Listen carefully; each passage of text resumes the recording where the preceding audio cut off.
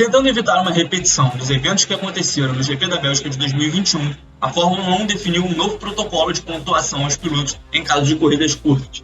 Será que vai funcionar? Esse é o assunto do vídeo de hoje.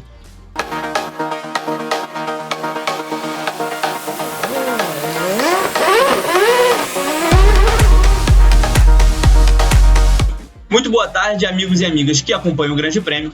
Meu nome é João Pedro Nascimento e eu vim falar um pouco com vocês hoje sobre a nova regulamentação da FIA em caso de corridas curtas ou interrompidas por fatores externos, como aconteceu no GP da Bélgica de 2021. Na ocasião, as condições climáticas não permitiam que a corrida acontecesse, não permitiam qualquer nível de competitividade dentro da pista e ainda assim os pilotos foram ordenados a irem à pista e efetuarem 2 voltas ao longo do circuito atrás do safety car, como forma de cumprir o acordo comercial pré-estabelecido pela categoria. Eles deram essas 2 voltas atrás do carro de segurança e retornaram aos boxes. Os 10 primeiros, assim, receberam a pontuação, metade da pontuação prevista inicialmente.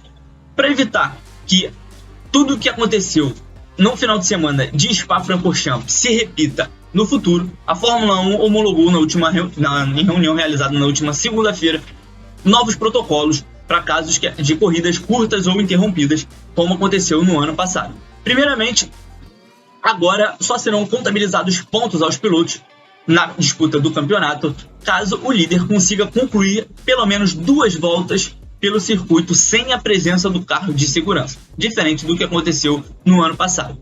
Caso essas 2 voltas sejam completadas pelo líder, mas 25% da corrida não aconteça, ou seja, ela seja interrompida antes de 1/4 da duração prevista inicialmente, apenas os 5 primeiros recebem pontuação, começando pelos 6 pontos do primeiro colocado. Em seguida, caso a corrida tenha entre 25% e 50% da duração, metade da disputa prevista inicialmente, os 9 primeiros pilotos do grid recebem pontos, excluindo-se aí apenas o 10º colocado, a partir dos 13 pontos do primeiro colocado. E na última situação prevista pela FIA, se a corrida tiver mais de 75% da duração, mas não conseguir chegar no final, no número de voltas que foi previsto antes da corrida começar, então os 10 primeiros recebem uma pontuação a partir dos 19 pontos recebidos pelo líder. Depois de explicar exatamente como a FIA definiu essas pontuações, a gente pode fazer algumas análises baseadas na decisão final tomada pela entidade. Primeiro, nas corridas que têm menos de 25% da duração, você pontuar apenas os 5 primeiros e não do 6º ao 10º, como se eles não tivessem feito parte da corrida, é algo que sinceramente não entendo o sentido. Até porque a chance de um dos carros das equipes principais estarem ocupando essas posições, né, na parte inicial da corrida é muito grande. Então a chance de carros da Mercedes ou Red Bull, por exemplo, levando em consideração, é claro, o campeonato de 2021, a chance de carros como Mercedes ou Red Bull receberem pontuações em detrimento às demais seria muito grande, principalmente levando em consideração que essas equipes são as que costumam se destacar mais nos treinos de classificação, ou seja, elas largam mais à frente no pelotão e costumam ocupar as primeiras colocações ao longo do início das corridas. Isso sem falar, é claro, na distância que elas conseguem colocar para as outras equipes por terem carros mais potentes, carros mais velozes. Então, o primeiro ponto que eu queria levantar foi sobre essa situação de você pontuar apenas os 5 primeiros caso a corrida tenha menos de 1/4 de duração, o que, na minha opinião, realmente não faz nenhum sentido. Os outros pilotos estavam correndo da mesma forma, e a única coisa que eu consigo pensar é que a FIA quis dar poucos pontos para esses pilotos, e aí ficou difícil distribuir esses poucos pontos em 10 competidores no grid. Outra coisa que eu acho que pode ter entrado na equação foi o fato da FIA ter rejeitado o pedido das 3 equipes maiores, da Mercedes, Red Bull e Ferrari, sobre o aumento do teto orçamentário em relação às corridas sprint que vão ser realizadas no ano de 2022. Fazendo uma rápida explicação, essas equipes queriam que a diminuição do teto orçamentário fosse diferente para esse ano do que foi previsto para a Fórmula 1 inicialmente. Até o ano passado o teto era de 145 milhões de dólares, esse ano ele passa para 140 e a partir do ano que vem passa a ser de 135. Essas 3 maiores equipes argumentaram que as corridas sprint podem gerar acidentes que vão fazer com que as equipes precisem ultrapassar esse teto. e essa proposta foi encarada como uma forma de burlar esse teto orçamentário previsto para o ano de 2022.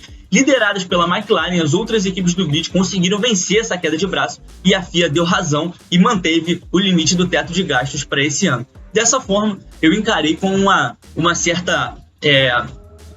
como a FIA dando um presentinho a essas equipes maiores e permitindo que nessas situações de corridas interrompidas com menos de 25% da duração, a possibilidade de que essas equipes pontuem seja maior. Novamente, repetindo, não se trata de uma apuração jornalística, mas sim de uma opinião minha sobre a decisão que foi tomada pela FIA, levando em consideração as discussões que foram feitas naquele dia, as decisões tomadas pela entidade no final.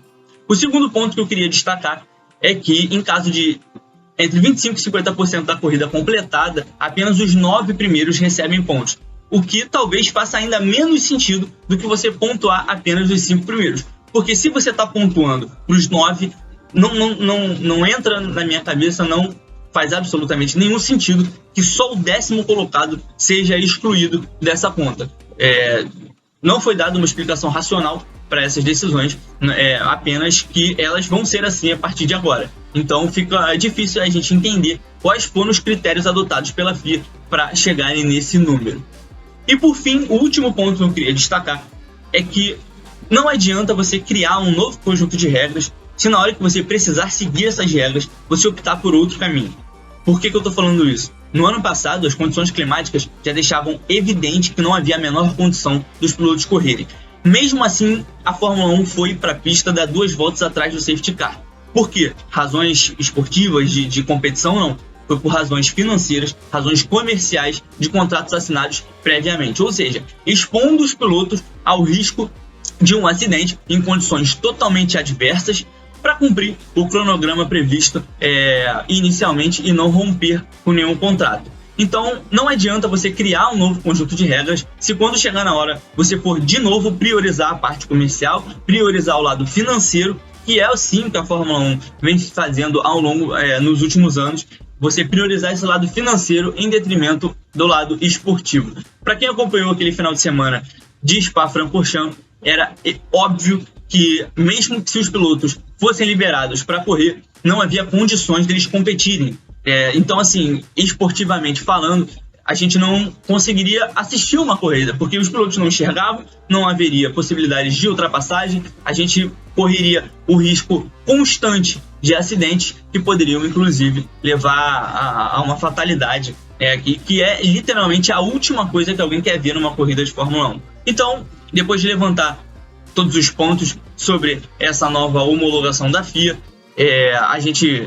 eu quis debater um pouco com vocês sobre as curiosidades dessas novas regras, como você pontuar só os 5 primeiros em caso de um quarto da corrida, mas você pontuar os 9 caso ela tenha entre 50% e 75% da corrida completada. E por fim, deixar essa mensagem de que realmente não adianta a FIA vir com novos protocolos e novas homologações de regra se não mudar a própria forma de agir, os próprios protocolos de ação nas corridas. Dizer que no ano passado não havia um regulamento para esse tipo de situação não convence, porque era apenas observar as condições climáticas que ficaria óbvio que não tinha condição de correr. Meu nome é João Pedro Nascimento, eu espero que vocês tenham gostado desse vídeo, curtam o canal, se inscrevam, tem muito conteúdo bacana aqui para vocês ao longo de toda a semana. Participem também nos comentários, digam o que vocês acham dessa nova regulamentação da FIA, a decisão também sobre as sprint races, né, e a decisão de não acatar os pedidos, né, das equipes maiores. E a gente se vê no próximo vídeo. Muito obrigado pela audiência, até a próxima.